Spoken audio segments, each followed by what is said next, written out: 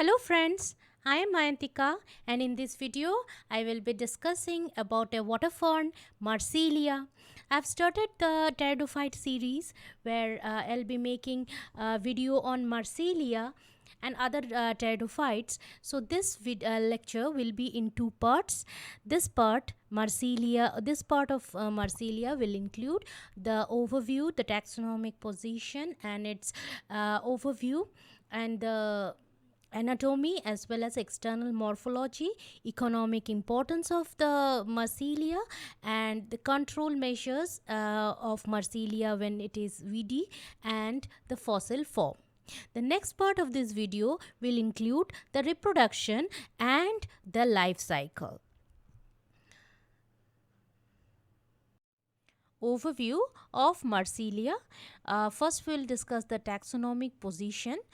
Marsilea belong to the class Polypodiopsida, which is common for all the ferns, and it belong to order Salviniales and family Marsileaceae. Now, apart from Marsilea, Regnalidium also belong to this family. Also is the Pilularia. All these are also water form, but since it is not in the syllabus, I am now following V. Narmad South Gujarat University syllabus. So this Marsileaceae contain Marsilea, Pilularia, Regnalidium. All these are water ferns. Today we will be discussing about genus Marsilea. So Marsilea is commonly called pepperwort or water clover. Here is the picture, this one, which depicts Marsilea, and we can find 65 species of Marsilea as well as some hybrid species of Marsilea also found. And the most common Marsilea growing worldwide is Marsilea quadrifolia, Marsilea drummondii, crenata, exarta and hirsute. Indian species, there are 9 Indian species found, and they are found throughout the India, and especially after the rain. It is an annual species, though if it is quite perennial in the riverine region, in the lacustrine region, or any other permanent water source bank of permanent water sources. And Indian species that are very common are Marsilea brachypus, Marsilea quadrifolia, Marsilea rajasthanensis, Marsilea aegyptica and Marsilea minuta. Now Marsilia's growth habit, it is creeping, and it is perennial or ephemeral. That depends upon the moisture condition. And what are the habitats in which it grows? It generally it grows close to or in the shallow water, under submerged condition, or when partially out of water. When grown in submerged condition or partially out of water, these species are called, these are hydrophytic species, and Marsilea minuta and quadrifolia are the hydrophytic species, but they can also grow on wet soil or soil that is temporarily wet, that is seasonally wet, that is near the venereal pool. We find Marsilea vestita, Marsilea aegyptica. Also do we find certain xerophytic species of Marsilea, and Marsilea condensa and Marsilea rajasthanensis are those xerophytic. Mind it, I have written condenda, it will be condensa. And so we find that 3 type of habitat. One is aquatic, one is having a temporary source of water, and another is xerophytic. And in global distribution they are cosmopolitan, and in fact they were abundant even during the Paleotropics, and even in the Paleotropics and the Southeast Asia. Paleotropics is a old world tropical region, which includes tropical region of Africa and the and the Arabian Peninsula, the in the South and the Southeast Asia, these are included in the Paleotropics. So they are quite abundant. Now, the sporophyte body, here we see in this diagram, we see that the sporophyte body is divided into rhizome, which is the creeping stem, and leaf. These are the leaf, and they have root. So from this we see that the rhizome or the stem is creeping overground. When it is creeping overground, it is stolon, and if it is creeping under the ground, it is called the rhizome. So whatever be it, above or underground, it is creeping, and that stem is covered by many unbranched hairs, and the branching, it has got branching, and the branching is always auxiliary in position, means at the axis of the leaf branching is seen, and that branching is also very extensive. The rhizome or the stolon that branches extensively, radially it moves out, and it can reach, a single plant can reach a diameter of 20 meter when it branches out. And this entire stem body, it is divided into nodes and internodes. Here we see that the leaf and the stem, this one is the leaf, entire thing, this one is the petiole, this one is the pinna of the leaves, and the stem, they are born at the and the roots, this one is the roots, they are born at the node. This one region, they are the nodes. So we see that on the upper surface of the rhizome, or we find at the node region, on the upper surface, the leaves are growing, and from the lower surface of the nodal region, we see the roots are growing. So at the end of the growing season, this end of the stolon, it shows, any end of the stolon shows special modification structures called the tubers, and these tubers are covered by scales, and they are just the perinating body, they are loaded with all reserved food matter, and just act as a perinating body which perinates during the unfavorable condition, and on return of favorable condition forms a new sporophytic body. So these are the structures that are born on the stem, and the stem is hairy, that is covered with the leaf. Here we see that these are the leaf. This is the very close diagram of a leaf. We see that the leaf has a long petiole. This one is a petiole, and the leaf, it might appear palmately, but it is actually pinnately compound leaf. We see here only 4 lobes, but this number of lobes can vary according to various species. Some species have even 6 to 8 lobes also. So and the length of the petiole, this length of the petiole, it varies, especially those species that are hydrophytic, that is growing underwater or just partially submerged or fully submerged, they have a very long petiole, while plants that are growing in xerophytic condition have much shorter petiole, and the petiole is also not very erect, it is decumbent. So this was about the petiole, and now we come to the pinna, that is this portion. The leaf is pinnatified, it is pinnately compound, and we see that this 2 pair of leaf, it occurs below the other 2 pair of leaves. I am drawing it clearly here. In the pinna of the of the Marsilea plant, this one is the two basal pinna, this one are the two terminal pinna. So it might appear palmately, but it is actually pinnately compound.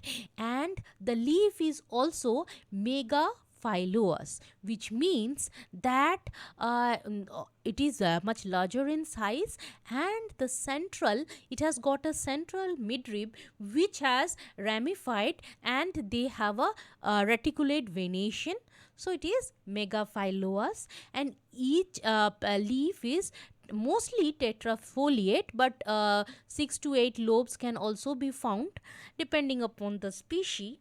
And the surface of the pinna, each of the pinna, they have a glabrous surface, and the in shape it is oblong, suborbicular, obcunate, or wedge shaped. So these are the various shapes in which the pinna occur, and generally they have the size of 1 to 12 mm, and they have a entire margin. So the margin, the margin, this one is the margin of the leaf. Here we see it is very much entire.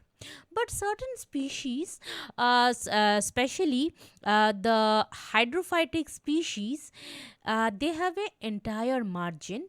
That is, and those that are terrestrial, especially under xerophytic condition, the margin can be deeply crenate or lobed. So the hydrophytic species have a very smooth margin, and the terrestrial or the xerophytic, they have a dentate or crenate type of margin. So they have, as they are megaphylous, they will have a midrib and anatomosing veins. And one of the very important feature that is also very rare, very unique to this, not rare but unique to this Marsilea, is the nocturnal leaf movement. This type of nocturnal leaf movement is also seen in other plants, for example Mimosa pudica. It also, and other members of the Fabaceae, they show movement of the pinna. They close their pinna at night, and this type of movement is called sleeping movement, and it's a very characteristic of Marsilea. Not the other water ferns, but Marsilea only contains this type of nocturnal movement. And another very important thing is that the young leaf, they have a circinate type of texis. This one we see, this is a very young leaf, and it has got. Now we come to the root, the external structure. We see that the root, they are borne at the nodes. On the lower surface of the node, the roots are borne, and these roots, they are adventitious. Adventitious root are very common in the ferns, because in ferns the primary root, it is very short lived, and it is soon replaced by adventitious roots. And the roots usually arise at the nodes. Here we see then all the roots are arising from the nodal region, the lower surface of the nodal region. But under rare circumstances, if we can see nodes to be growing even in the internodal region. And the roots, the adventitious roots, they can be branched or unbranched, but here we see mostly the roots, we see that these roots are mostly branched, and the branching can be monopodial. And the roots, they are formed in a acropetalous fashion. Now we come to the sporocarp. In the plant body of the sporophyte, the main spore producing organ is the sporocarp, and that bean shaped or sporocarp contains inside it micro and mega spores, that is they are heterosporas. In fact, actually microspores and megaspores are not produced inside the sporocarp. They contain the microsporas and the megasporas initials, but only after it is freed from the sporocarps, from inside the sporocarp, it is getting freed, then only do the gametes, that is a male and the female gametes, develop. So this sporocarp is heterosporous, that is it will contain the male and the female, that is a micro and the macro gamete initials. And the sporocarp, they are generally produced in the terrestrial species. They are generally produced at the end of the growing season, when the water is becoming very sparse. But in case of the hydrophytic species, that is those species that is found to be grown underwater in submerged or partially submerged condition, those species, the aquatic species, they start producing sporocarp even in the submerged condition. So the sporocarp, structurally we see that they have a pedicel, this one, the pedicel, peduncle, whatever you call it. So this one is the pedicel, and they have a very bean shaped sac or sac like structure. We see the entire sac like structure inside of the sporocarp. It contains two types of spores, that is the mega and the microspore initials. And the size and the length of the attachment, length of this pedicel, and as well as the mode, the attachment is variable in different species. And according to the attachment of the pedicel of the sporocarp, or the stalk of the sporocarp, to the plant body, the sporocarp can be three types, mainly based on the attachment pedicel. The very first one, this one A, where the pedicels, they are inserted in a very linear sequence, that is along a line they are attached on the same petiole. We know that this is the petiole of the leaf, and they are the all the sporocarp, they are attached in a single line and to the same pedicel. This is one type of to the same petiole, and this is one type of arrangement. Next arrangement is that all the pedicel of or the stalk of the sporocarp is first stem anatomy of Marsilea. Marsilea has got a single layer, the outermost layer of epidermis, that is composed of closely packed parenchyma to a cell that has a outer wall that is much thickened. So this single layer of epidermis is followed by inner layers. The inner layer is cortex, that is also divided into three zones. The outer cortex, it is made up of few layers of parenchyma. So this is the outer cortex layer. We see that two layer of parenchyma here, but it is consist of few layers of parenchymatous cells. And the next to the outer cortex is the middle cortex, that is composed of parenchyma cells, that is they have air canals, and partitioned by this air canal, it is partitioned by a single layer of parenchymatous cells.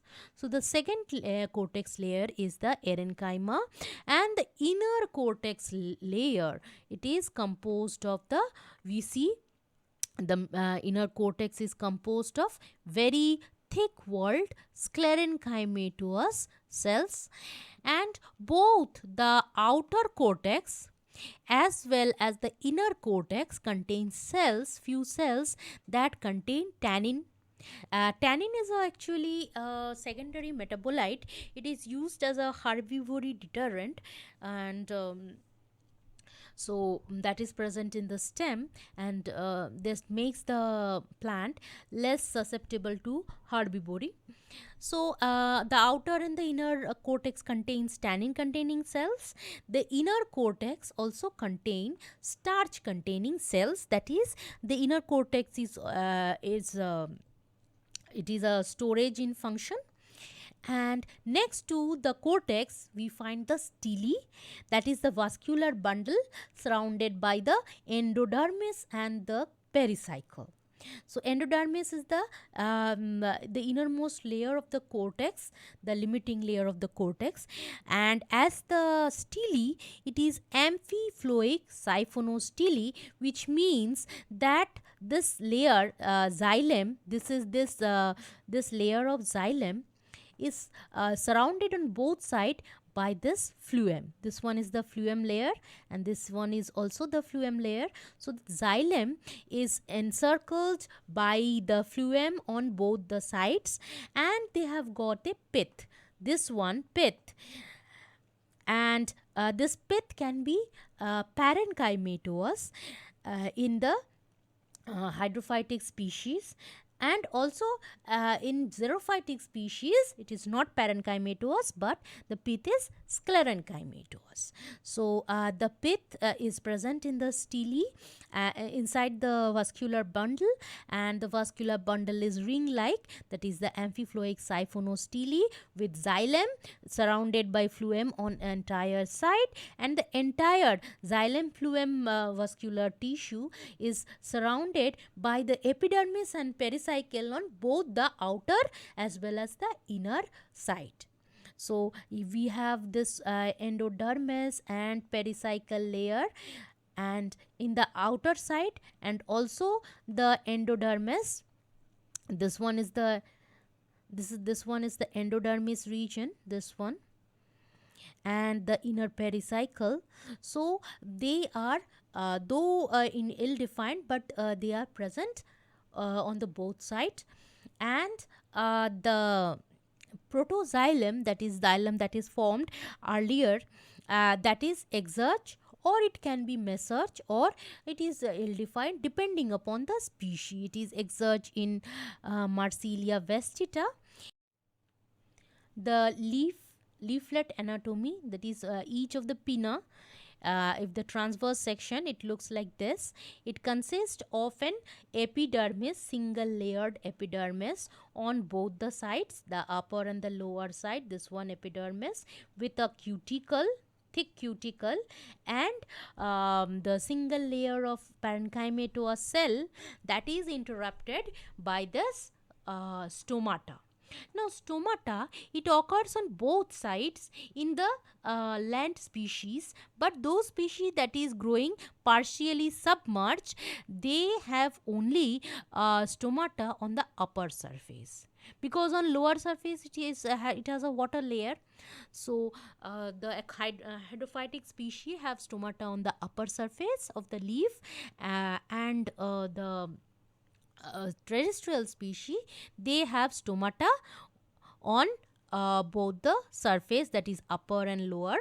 And so the single layer of epidermis with the cuticle interrupted by stomata, and the stomata, note that they are quite sunken stomata, and the mesophyll or the photosynthetic tissue, it is if we see, it is differentiated into palisade and spongy.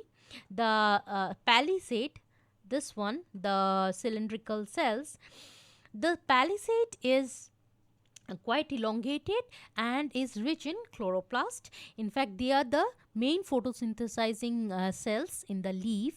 And next to it, or below it, is the spongy parenchyma, which also contains chlorophyll, but mainly they are storage in function, and they inside the leaf, inside the mesophyll tissue, we find the vascular tissue here, this one. And the vascular tissue here, the xylem and the phloem, they lie concentric. This one here in the green color, this is the This one is the xylem, and it is surrounded by this phloem. So this xylem is surrounded by phloem. They have a concentric type of vascular bundle, and the entire vascular bundle, it is surrounded by the endodermis. So this one is the endodermis.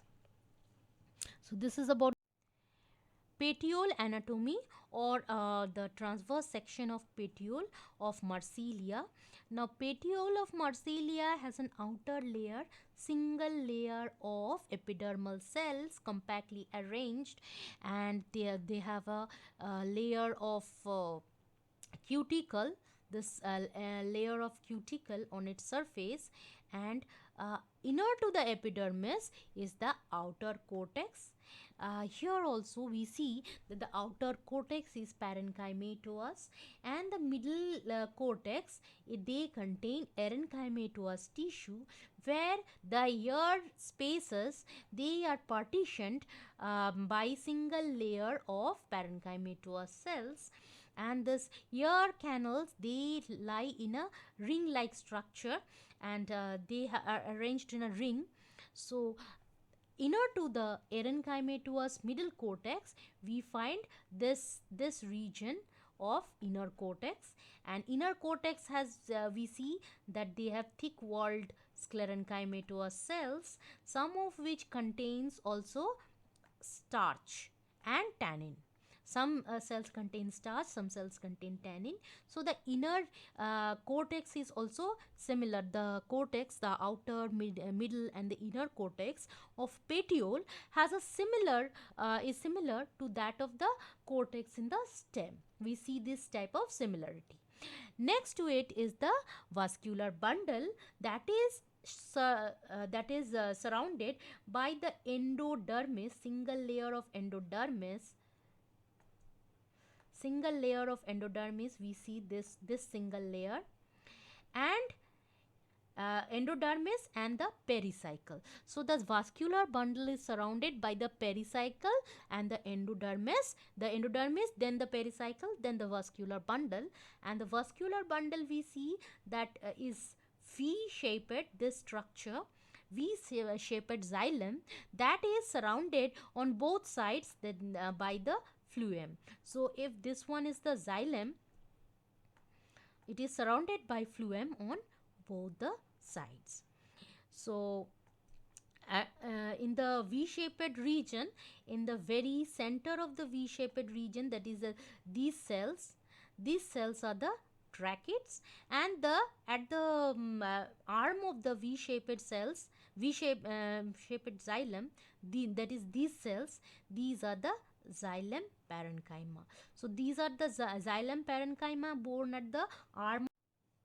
Now we come to the root anatomy, where the outer single layer epidermis, and this epidermis here, though it is appearing very smooth, is actually piliferous. It contains numerous root hairs, and the root also have a thick outer cuticle, and inner to that is the cortex. The cortex is two layered, that is outer layer is the erenchyma. The outer cortex is erenchyma, which contains ear channel, that is that lies in a circular ring like structure, and this erenchyma contains ear channel partitioned by a single layer of parenchymatous cells.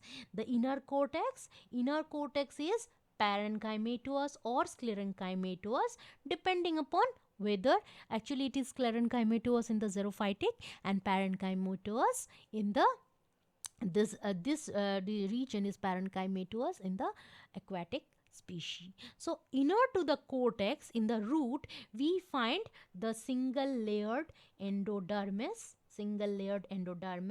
and then the stele, where we see that this is the xylary element, and it can be, here it is seen a monoarch, it can also be diarch, that is the two vascular bundles, and it is usually exarch, which means that the protoxylem, that is xylem that is formed in the beginning, it is in the outer position. That is, these are the protoxylem. So this in the peripheral region, in the outer region, is the protoxylem, and the inner region will contain the metaxylem. So that is exurge condition seen in the root, and the root does not have in any pith, and the xylary element, it is surrounded by the phloem. So this one is the this green colored structure is the xylem surrounded by the phloem, and the entire xylem phloem vascular bundle is surrounded by the end.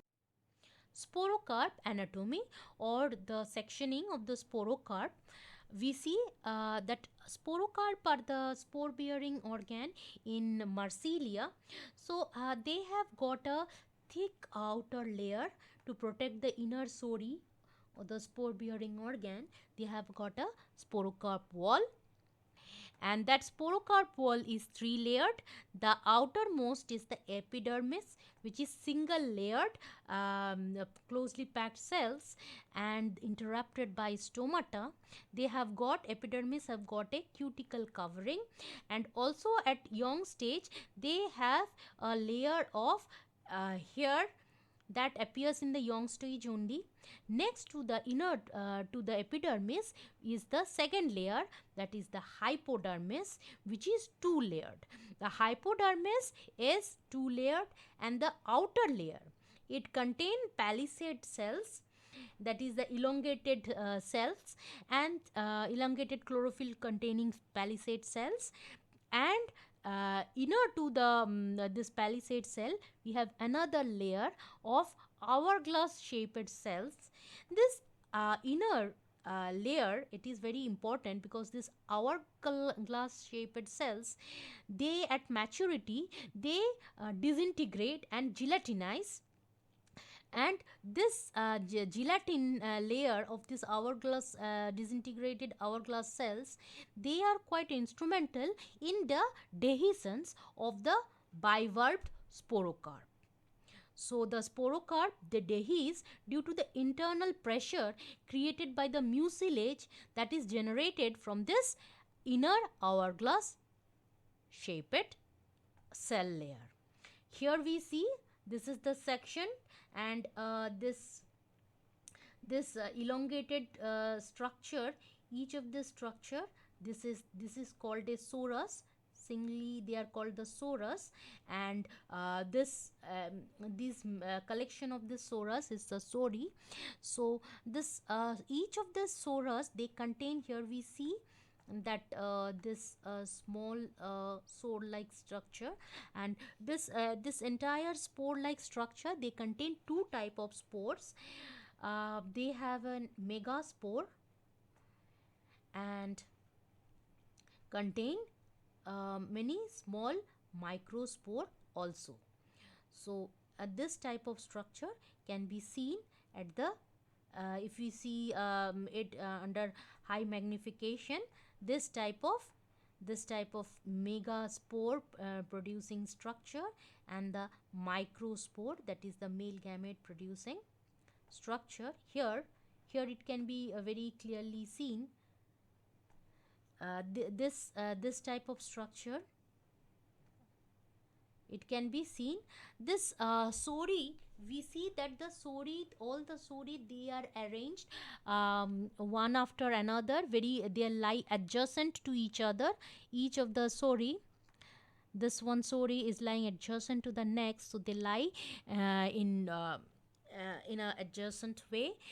So, and each of the sori contain one mega spore containing one megaspore initial and many microspore initial. So the number of microsporangium, it is usually 2, but it can vary, and depending upon that species, and usually it contains one megasporangium and one microsporangium.